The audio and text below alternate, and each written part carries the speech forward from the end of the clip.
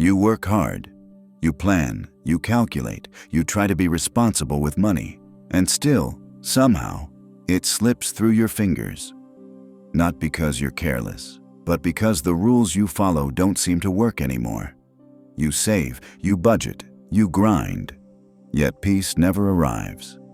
Only guilt does. It's strange, isn't it? How someone smart can feel so powerless with something as simple as $1. Hey, book lovers. Welcome to BookZeal.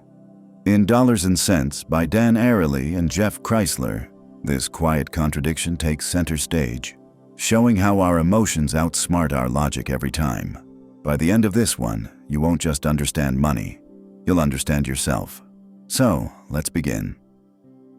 Chapter 1. The Illusion of Rational Money. Money feels logical until you watch yourself spend. We like to think of ourselves as rational beings, calculators with feelings. But watch what happens the moment you touch a credit card. The numbers blur. A small tap feels harmless. A few clicks later, your cart fills with things you didn't know you wanted. And when the confirmation email arrives, it feels good. That's not logic. That's chemistry. It's strange. We spend decades learning math, yet almost no time understanding our emotions about money. We assume discipline comes from numbers, from budgets and spreadsheets. But in truth, money doesn't live in our wallets. It lives in our minds, in habits we can't see, in stories we tell ourselves to feel safe. Once, a friend told me about the time he bought a new phone he didn't need. His old one worked fine, but the new version had a better camera. It was on sale, he said. Like that explained everything. But when I asked if he felt happier after buying it, he hesitated. He said, "For a day." Then he laughed and admitted it wasn't really the phone he wanted.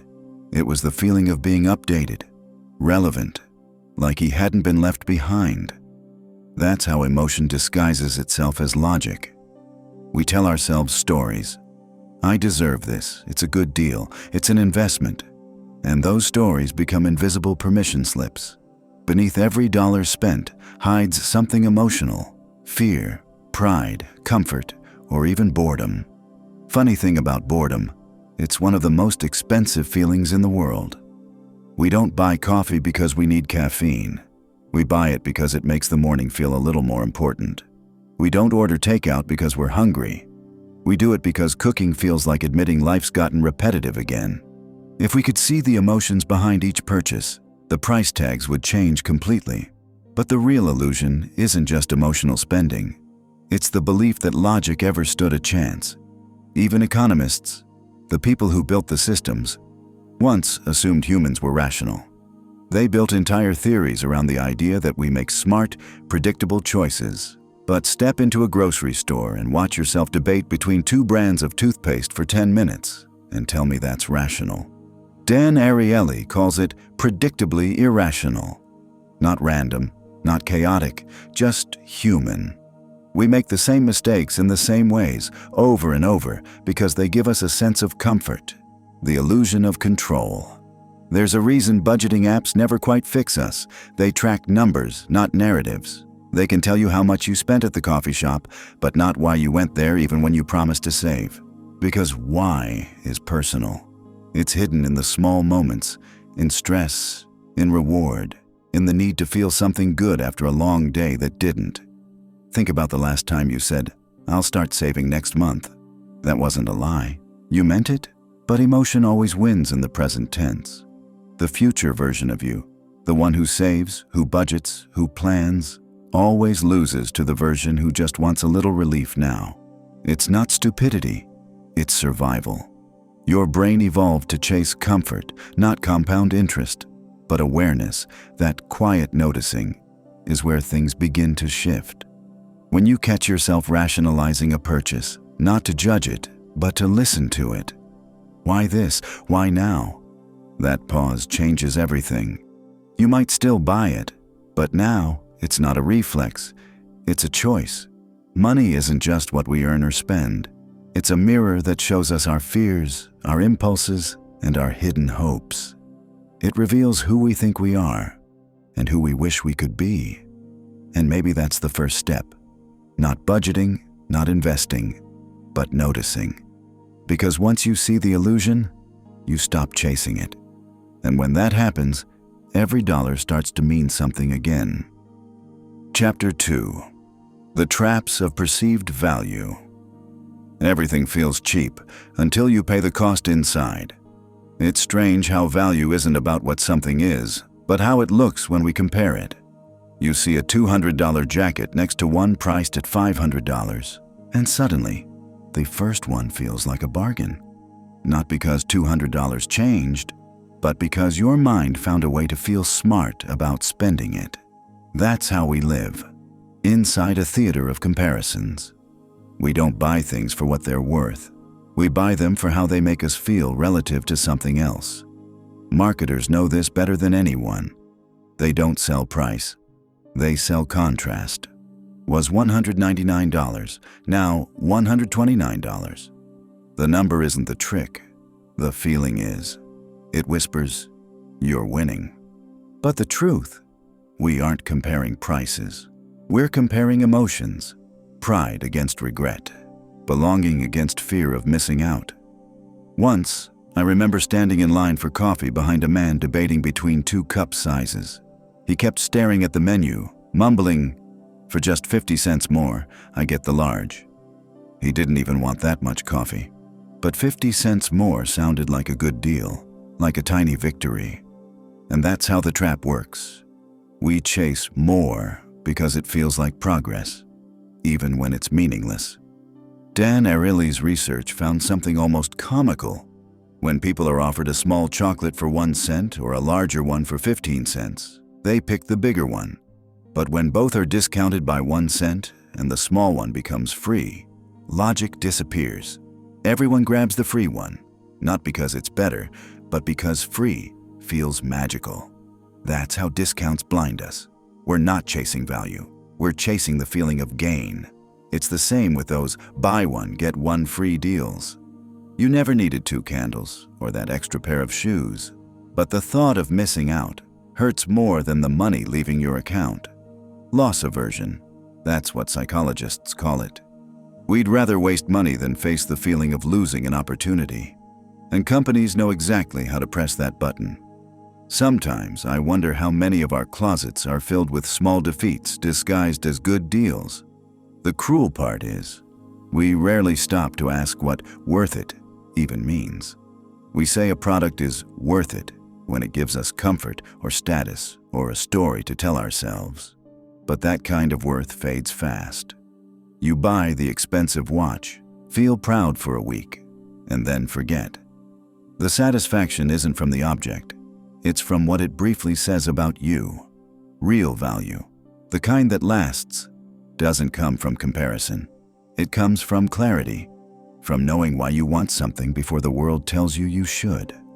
There's a simple question I started asking myself before every purchase. If this thing existed in a world where no one could see it, would I still want it? Most times, the answer is no, because the value I thought I saw was actually borrowed from someone else's eyes. That's the quiet truth of consumer life. We think we're buying freedom, but every label, every sale, every limited time offer is designed to pull us back into the loop. The more we chase deals, the less we notice what it's costing us inside. Our attention, our calm, our sense of enough. Funny how saving money often leaves us more restless than before. When everything screams for our attention, peace starts to feel expensive. But maybe that's where the real value hides.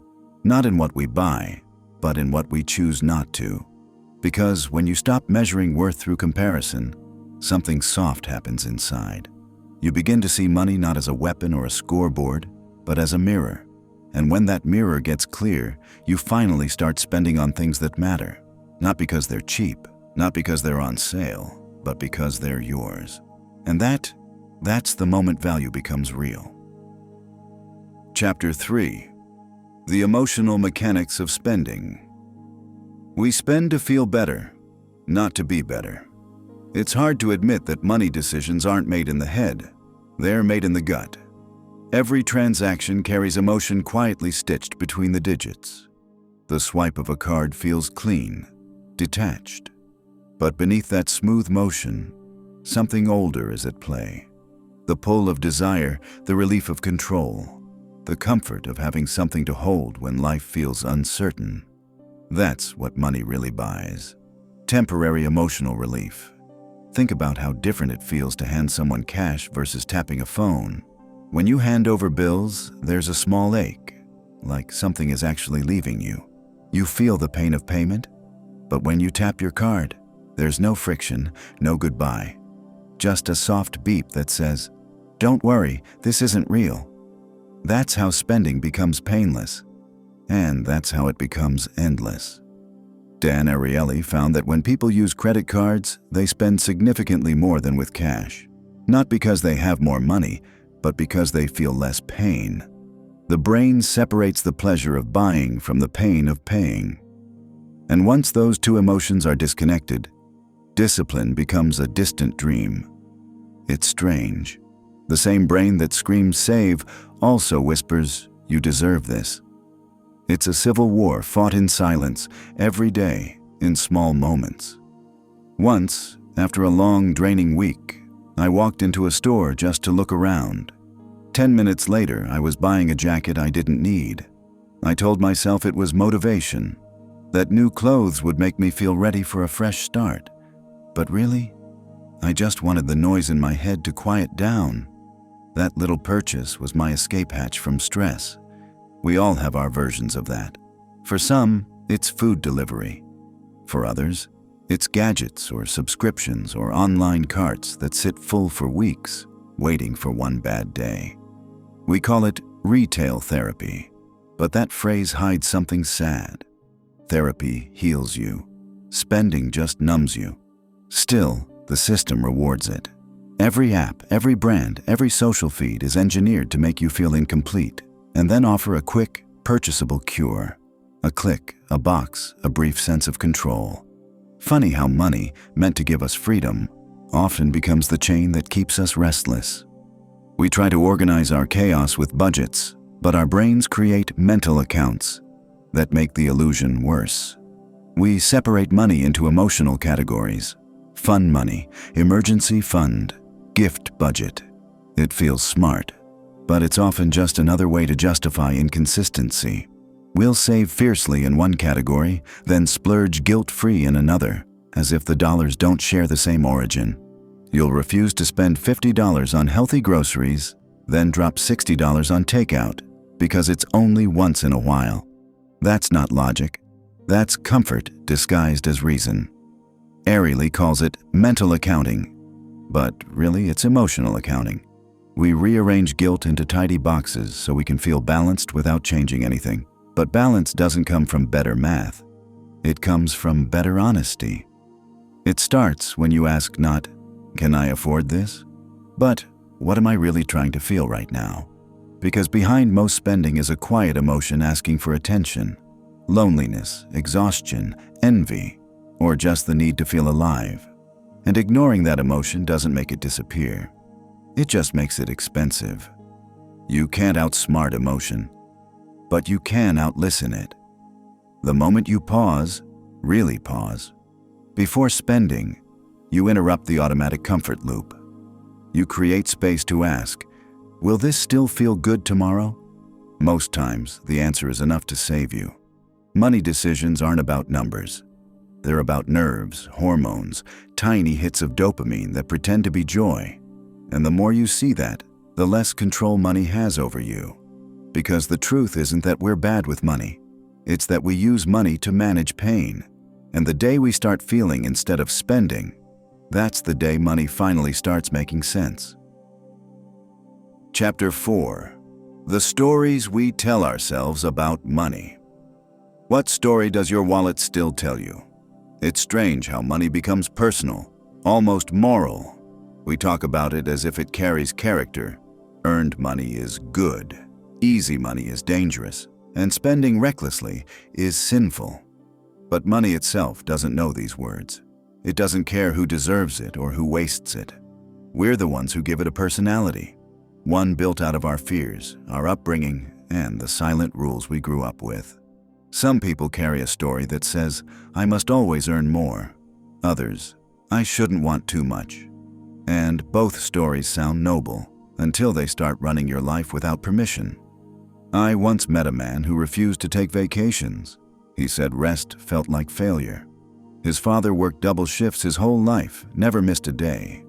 So when this man tried to relax, guilt followed him like a shadow. His story was simple. Work proves worth. And no amount of money could make that story feel safe to rewrite. We all inherit scripts like that. Unspoken lessons from childhood. The way our parents argued about bills. The tone in their voice when they said, we can't afford that. Those moments shape our relationship with money long before we ever earn it ourselves. Some of us grow up fearing scarcity, so we hoard. Others fear judgment, so we spend to look successful. Either way, the past keeps whispering into our wallets.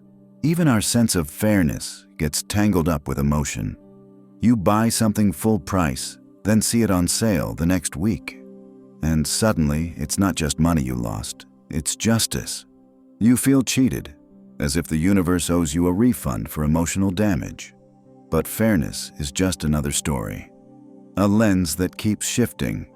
We tell ourselves we're being smart shoppers, but often we're just protecting pride, because admitting you overpaid feels like admitting you were fooled. Money makes fools of all of us at least once. And then there's ownership, that quiet, powerful story that turns possessions into identity. My car, my house, my savings. We attach pieces of ourselves to the things we own, as if losing them would make us less whole. But ownership isn't permanence. It's just borrowed control. Dan Ariely talks about this bias, how the moment we own something, its value doubles in our minds. A coffee mug you'd never buy for $5 suddenly feels priceless once it's yours.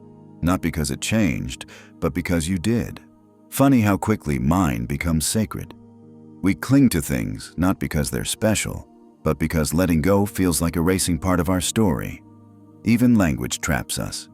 We say, I made money, as if we forged it with our hands. We say, I lost money, as if it slipped through a hole in our heart. Every phrase adds emotional weight to something that was meant to be neutral. Maybe that's why talking about money feels so personal, because it's never just about numbers. It's about identity, pride, fairness, survival, and the ghosts of every lesson we've carried since childhood. But stories can be rewritten. The shift begins quietly, when you stop asking, what's wrong with me? And start asking, where did this belief come from? Because awareness doesn't erase old stories, but it gives you the power to choose which ones keep playing. Money doesn't judge, it doesn't punish, it just reflects the meanings we project onto it. So maybe the real work isn't learning how to spend better or save smarter. Maybe it's learning how to tell truer stories. Ones where self-worth isn't tied to a paycheck. Where generosity doesn't require guilt. Where enough finally feels like enough. Because the moment your story changes, your money starts to follow. Chapter 5. From Misthinking to Mindful Spending. Pause, look, then spend like it means something. There's a quiet moment that appears just before we buy, the fraction of a second between wanting and acting. Most of us rush past it, but that's where freedom hides. The pause. The breath before the tap. Because once you start noticing what happens in that pause, everything changes. You begin to see the tiny impulses that used to own you. The small stories that whispered, you'll feel better after this.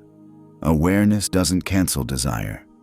It just slows it down long enough to ask, is this what I really want or what I've been taught to want? Dan Ariely says that once you bring awareness into the process, you start creating friction. That friction, that little resistance, is what makes choice conscious again. It's the difference between drifting and deciding.